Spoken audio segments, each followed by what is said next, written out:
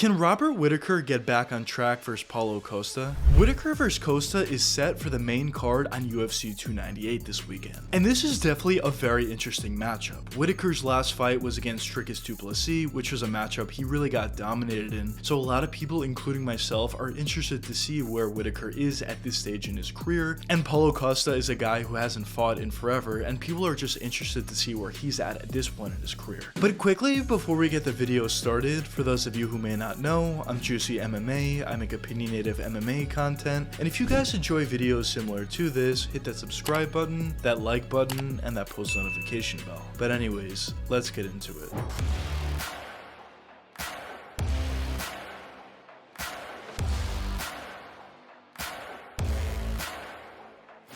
When you talk about Robert Whittaker in the middleweight division, you're talking about a guy who's the gold standard of that division. You're talking about a guy who was a champ for a decent amount of time. You're talking about a guy that was able to beat virtually every other contender outside of Israel Adesanya. And not only was Whittaker beating these guys, he was able to finish a lot of them, or he was able to dominate them in decision victories. So overall, when you look at what Whittaker was able to do, it's pretty clear to see why a lot of people, including myself, see Whittaker as a gold standard at that middleweight division.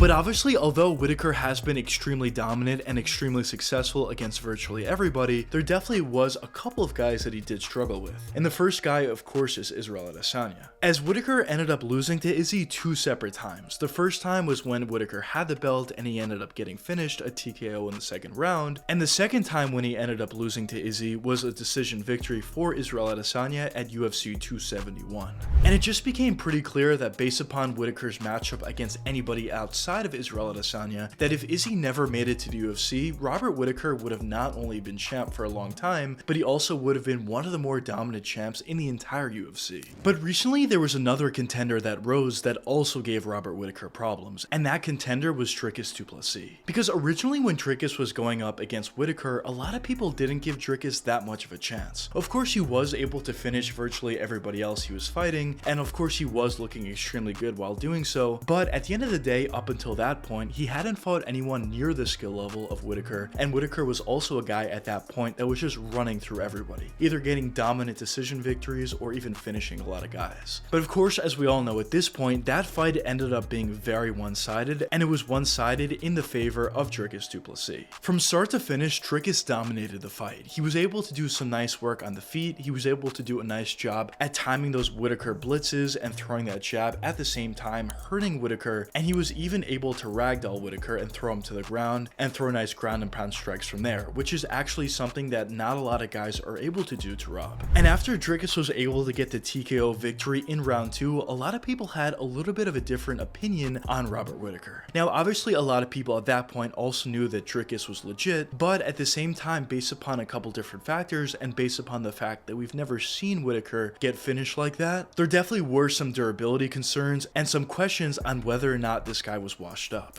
And I would say at this point, going into the Paulo fight, a lot of people, including myself, think Whittaker is going to win this fight and think he's going to look pretty good like he usually does. But of course, in the back of a lot of people's minds, there definitely is that question and concern about his durability and that question and concern about if he is washed up. So that's kind of where we stand at today with Robert Whittaker. But now, let's move on to Paulo Costa. So Paulo definitely has had a very interesting career. Earlier on in his career, Paulo was definitely seen as a very young and promising talent. He was a guy that was able to get a couple finishes throughout his UFC career. He was a guy that was able to get some wins over very impressive guys, and he was eventually able to lead himself up to get a title shot against Israel Adesanya. Now, similar to Robert Whittaker, Paulo ended up coming up short against Izzy. Izzy actually had one of his best performances ever against Paulo, but at the end of the day, Paulo was still seen as a guy that definitely had some potential. He was a guy that was seen to have really good striking out there. He had a really nice ability to strike with his punches, he had a really nice ability to throw kicks out there, and he definitely still was seen as a guy that had some potential and some promise in the future. But unfortunately for Paulo, after his Izzy fight, his career kind of went downhill a little bit. Of course, he did have a couple of victories over some guys, but it just seemed like the gaps in between his fights just got bigger and bigger until eventually we're at the point where now Paulo hasn't fought fought in 560 something days. So going into this fight against Whittaker, there definitely are going to be questions and concerns once again about ring rust. Because going into his last fight against Luke Rockhold, Paulo also hasn't fought in a long time going into that, and a lot of people were questioning his ring rust. And of course Paulo did get the victory in that matchup against Rockhold, but at the same time he definitely didn't look his best. So there definitely were some concerns about ring rust, and I definitely do think we saw some ring rust in that performance. But now going into his next matchup against Robert Whittaker, who's one of the toughest guys that Paulo has fought in a long time, obviously there are going to be a lot more concerns about ring rust, and if Paulo doesn't perform his best, I don't think he really has that much of a chance to beat Robert Whittaker. But now, a question that some of you may be wondering at this point is, do I think Robert Whittaker can get back on track versus Paulo Costa? Well, I think when you look at the overall skills of both of these fighters, I definitely do think there is a huge advantage for Whittaker. On the feet, both of these guys are clearly good, but Whittaker has done a really nice job at utilizing a lot of different combinations and a lot of different tactics over the years in order to find a lot of success on the feet. Like for example, that 1-2 high kick has been a combo that Whittaker has been using for years, but also is a combination that has been extremely effective on a lot of different guys, and he was able to finish a lot of different fighters with that exact combination. But even besides that, Whittaker does a really nice job at mixing things up, blitzing you, throwing those nice combinations to hurt his opponent and eventually be able to finish the fight or just get a dominating decision.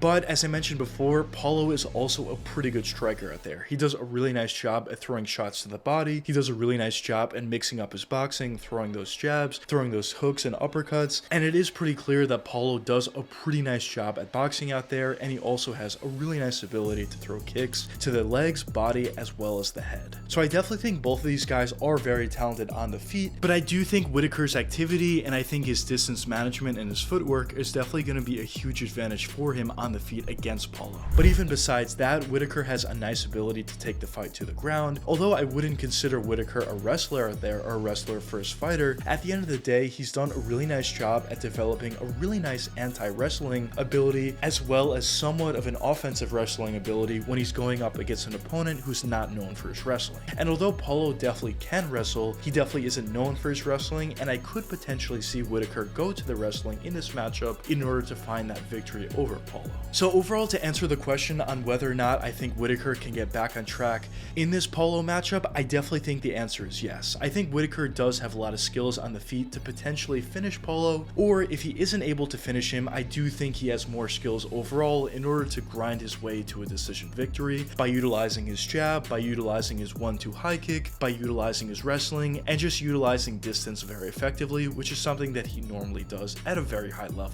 Now, of course, Paulo still has a chance to win this fight. I think the best path to victory for Paulo would be to get a TKO finish over Rob, but when you look at Paulo's career so far, he really isn't known as a guy that has that one-punch KO power. Even though he looks like he would be that kind of guy, he really hasn't if you look throughout his career. So I do think the only way that Paulo is going to be able to win this matchup is if Whittaker's chin is completely gone. If his chin is completely gone, I do think Paulo is going to be able to land on him a little bit and maybe eventually find that TKO shot, or maybe a volume of punches to eventually find the TKO on Rob. But overall, as I mentioned before, I definitely do think this fight is definitely in the favor of Robert Whittaker, and I do expect him to win this Saturday night. But anyways, I guess only time will tell what does end up happening in this matchup. But anyways, let me know what you guys think in the comments. Do you think Robert Whittaker can get back on track versus Paulo, or do you not think so? But anyways, I hope you guys enjoyed the video, and if you did enjoy, check one of these two videos popping up now. And until the next time, peace out, guys.